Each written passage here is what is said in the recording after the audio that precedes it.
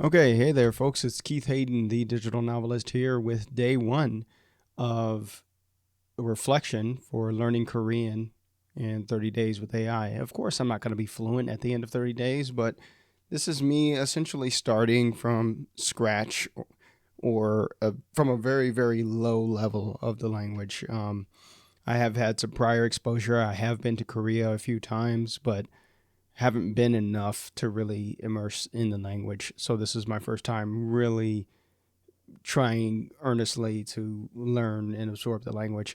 So today I started simple.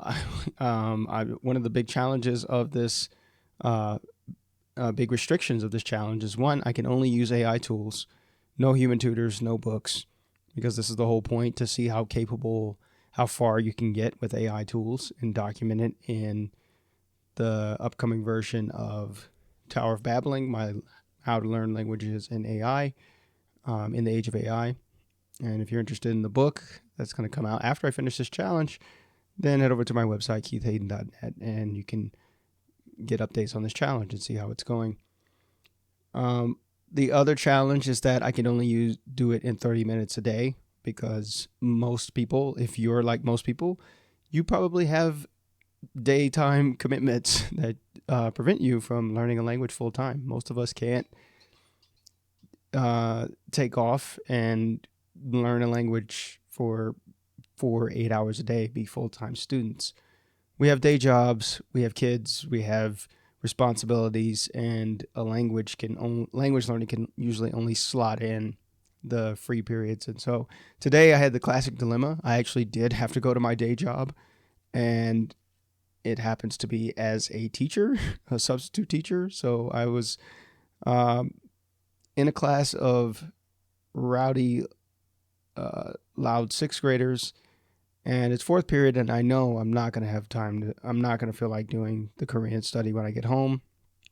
So I managed to squeeze in 5 minute chunks of 30 minutes collectively to teach myself some Hangul. How about that? I don't want to hear any excuses.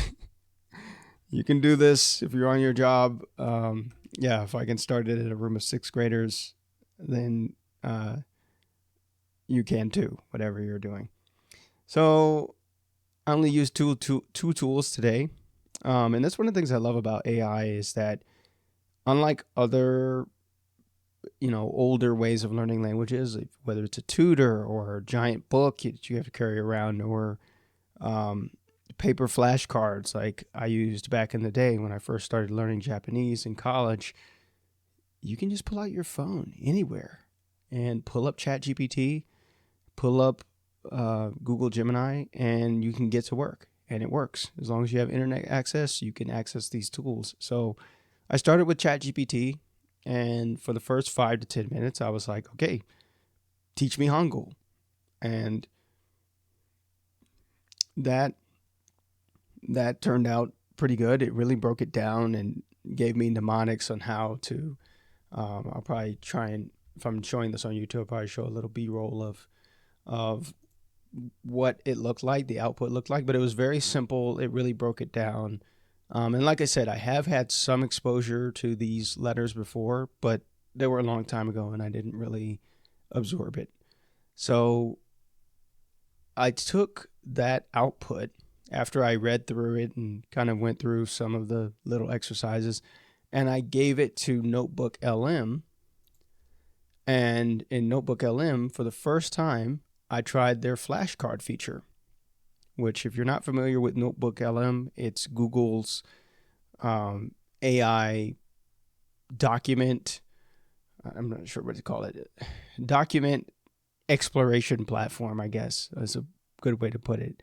Essentially, you can take a document or a series of documents on a similar topic or on not a similar topic, and you can have NotebookLM crunch it and say, what it's about. You can chat to the documents.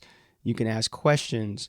You can generate flashcards. Like I mentioned, the killer feature is that you can generate an audio overview. That's why it became famous. You can literally create a very lifelike, human sounding podcast, two hosts back and forth talking about your material, and breaking it down. You can do the same with video, though the output's a little bit shorter. You can make mind maps, you can make reports, you can do quizzes. They've really beefed it up, and it's a really powerful study aid. The flashcards it made were pretty good.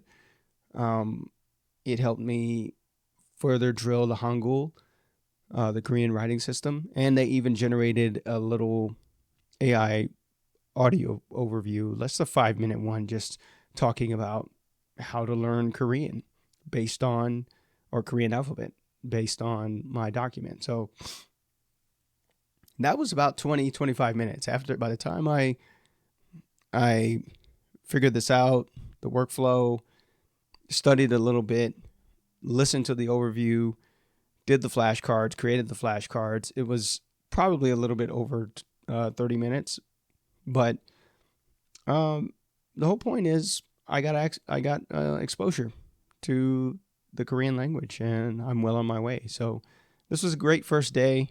I highly recommend these tools. I'm going to be doing more updates like this, and I hope you enjoyed this. That's it for today. See you next time.